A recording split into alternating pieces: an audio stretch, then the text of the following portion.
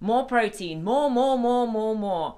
How much do you need to get through perimenopause, menopause for your hormones? Well, the other day, I was totally shocked. I was watching a video by a big influencer, and she goes on different podcasts, and a lot of people watch her. And she said that you need to eat about 2 grams per kilogram of body weight in protein. Now, that amount is absolutely shocking. And let us explain why eating more protein can actually damage your health and what to do instead. Hi, it's Paul and Yulia Tarther, certified holistic nutritionist with over 12 years of experience. Helping you create healthy hormones, beautiful body, and the life of your dreams naturally. If you're brand new here, hit subscribe because we publish regular videos to help you optimize your hormones and weight the natural and delicious way. And also, if you haven't as yet, be sure to download our free Perimenopause one-day reset plan with strategies and delicious recipes to help you balance your hormones naturally. Go to description and grab the link from there.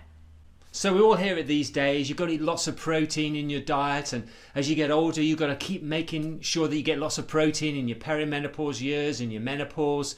Well, actually, is it true that you need all this protein, and where is it best to get that protein from? What sort of source? And how much? And most importantly, looking at the world's long-lived cultures on our planet, how much protein do they eat? Well, you will be surprised and maybe even completely shocked. So let's dive into the protein side of things. So why do we need to eat protein? Well, we need to eat protein for our health. It builds our cells. Protein creates enzymes, so that's used all over the body for many different processes. So it's a real big building block of who we are. And of course, the amino acids are the individual building blocks for protein, which our body needs to build things. And we typically get the 20 amino acids in the diet that we eat. And what's interesting is that plant foods have all the amino acids in them. So do you need to eat animal foods to get the amino acids? So you can get all the essential amino acids in a plant foods vegan diet, absolutely, no question. Okay, so then how much protein do we need to eat? Well, the World Health Organization recommends at least 0.8 grams per kilogram of body weight. Yeah, not per pound. No, per kilogram of body weight. Lean body weight. Yeah, body so weight. If someone is really overweight. So if you're really overweight, then obviously you've got to calculate for that as well, because that shouldn't really be included. So lean body weight. So for example, if you're 60 kilograms, that will work out about 48 grams, around 50 grams of protein every day on average you would want to be getting. Yeah, now there are some debates, some debate whether 0.8 grams per kilogram of body weight in protein is a little bit on the lower side, but we'll get to that, and you will be very surprised to find out some of the stats and figures. But let's talk a little bit about sources of protein, because you've got two sources, animal sources and plant sources. And again, that podcast that I watched the other day, that inspired us to make this video, that really shocked me. It's watched by hundreds of thousands, if not millions of people. And the lady there, the influencer, was talking about how you need to eat about 2 grams of protein per kilogram of body weight. And I was absolutely shocked to hear, and they were discussing just how easy it is to get that amount, because if you have eggs for breakfast and bacon, and then if you have chicken whatever for lunch, and then you have a steak for dinner.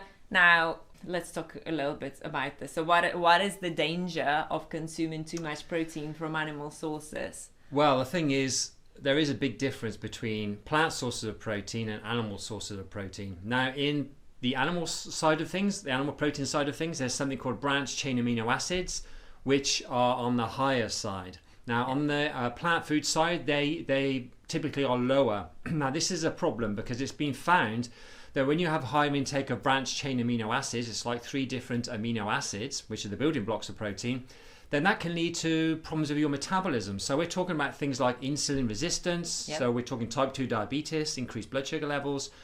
We're talking about problems with IGF-1 levels, which is a growth hormone in the body, which is all fine. And if you do lots of exercise, that's good to boost your IGF-1 levels. But if you boost your IGF-1 levels through things like animal foods, and that's found to be actually a negative for your health. Can lead to and cancer. It can lead to increased cancer risk as well. So it's really not something you want.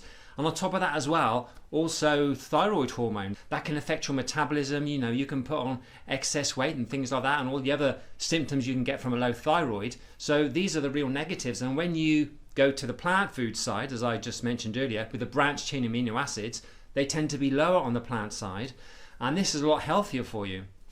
There's also a study that shows that lower protein intake has been associated with lower IGF-1 levels, lower cancer risk, and actually overall lower mortality risk. So when it comes to protein, there's certainly a balance to strive towards, and people tend to go into extremes, right? And they think, well, if you are not eating a high protein diet, then you're eating a really low protein diet. And that does not have to be this way. It doesn't have to be either you are just loading yourself with too much protein, super probably, high, yeah? or super low. You go super low. And there are certain diets, for example, we followed a raw food diet for 4 years, and a pure raw food diet that doesn't include legumes, and obviously that just includes some nuts and seeds, and you eating a lot of fruit and greens, that can definitely be on the lower side in terms of protein, and you need to be more cautious about protein on a raw food diet. That can be a challenge. You can actually go too low in protein unless you are focusing on really protein-rich foods and tracking your protein intake to make sure that you are meeting your minimum required of 0.8 grams per kilogram of body weight. Or around that figure. Or around that figure. Close to that figure, exactly, yeah. You don't want to go a lot less than that, because that could then potentially be a problem. And we've seen where people might be eating something like 25 grams of protein a day on the raw food diet, and that is pretty low. I wouldn't want to go that low. You need to be eating a bit more than that just to be consistent and make sure that you do get enough protein. Yeah, especially if you are a female going through perimenopause and menopause, because what happens is that you start to naturally lose, just because of the shifting hormones, you start to lose muscle mass, and you start to lose bone density as well. So just some extra protein to cover your needs during that time of life is not a bad idea at all. Now, on the other hand, obviously, if you're eating a plant foods diet, so varied plant foods diet with legumes and grains, then and making sure that you look after your protein needs, then it's not an issue. You're going to get in plenty. Now, personally, I eat a high raw food diet, so I eat a lot of raw food in my diet. And yes, I do supplement my diet with some extra protein powders, for example, in my smoothies, and I will eat some extra other sources of protein, because I don't eat I hardly ever eat legumes or grains. So again, it is about making it sustainable for you. So I don't want to switch. I absolutely love my high fruit diet, and this is the diet that we've been following for over 15 years. Absolutely. And for example, for myself, I'll be eating a bit different diet to what Yulia eats. I'll be eating a bit more in the grain side of things. So we're talking rice and beans, maybe some oats as well on a regular basis. Legumes, beans, lentils, as I just said.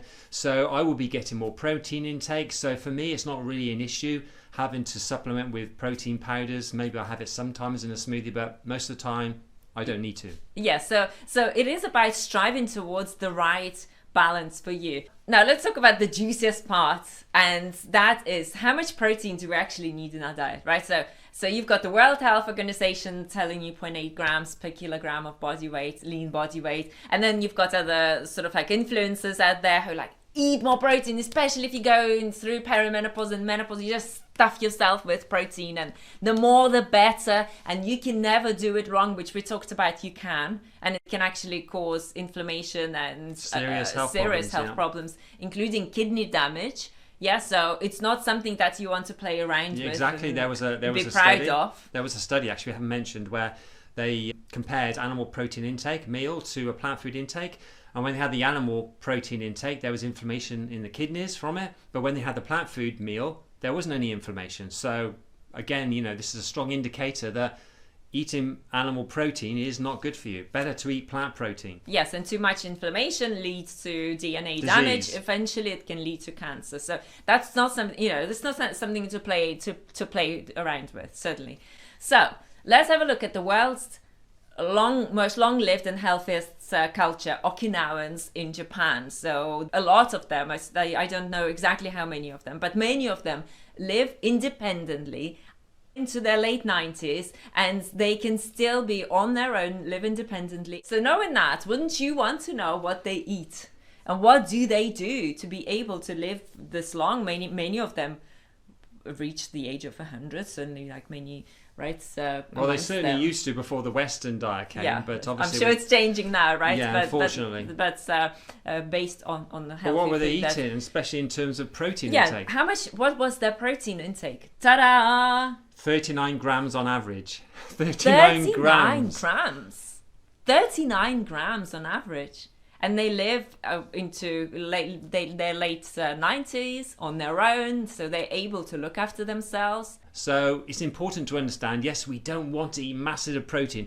It's just not necessary and can be really detrimental to our health. But on the other side of it, we don't want to eat too little that might be a problem, put you at risk of certain health issues. Osteoporosis. So we want to just come somewhere which is going to be adequate and is going to sustain you and give you a healthy overall health going, for a long time into the future, hopefully, and living a long, healthy life. Now, personally, I eat more than 39 grams of protein per day, and I aim towards about 1 gram of protein per kilogram of body weight, and so do you, and certainly our daughter also, she's eating adequate amount of protein. Gosh, she's one of the tallest girls in her class. So she's shooting up. Yeah, she's tall. She's 11 and she's tall, like proper tall. She's almost the same shoe size as you are. Yeah. Yeah.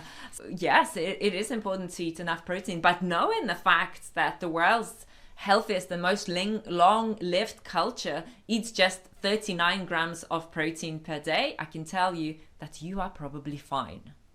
So what you really need to be concerned about really is your sources of protein. Are you getting them from animal foods? Are you getting them from plant foods?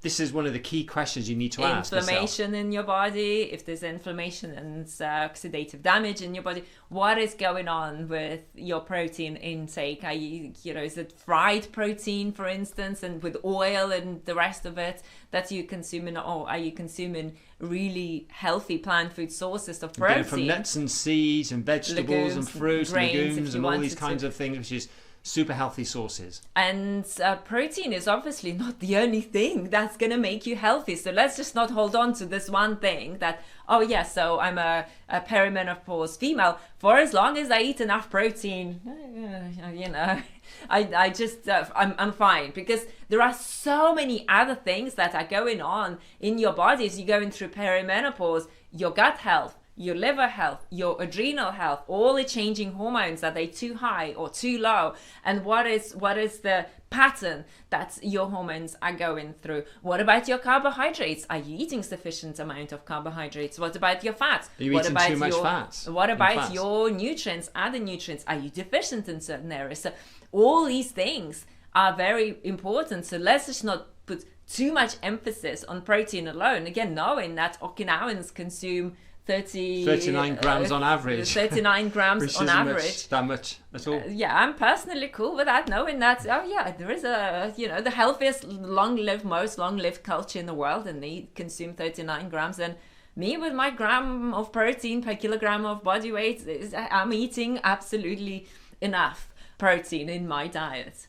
Okay, so the bottom line is that perimenopause and menopause and hormonal shifts is not just a one thing approach. So you need to have a holistic approach, and if your hormones are out of balance, you need to dial them in now, because the longer you stay out of balance with your hormones and other areas of your health, the worse your health gets, and the more chronic diseases you can start to develop as a result of it. So if you are serious about getting help with balancing your hormones and thriving so you're able to lose weight and feel good and have sharp mind and also be emotionally calm and present and lead a fulfilling life, then we are happy to jump on a free hormone audit call with you to assess your current health situation and see if or how we might be able to help you inside our private coaching program. So the call is free. So book your call by going here.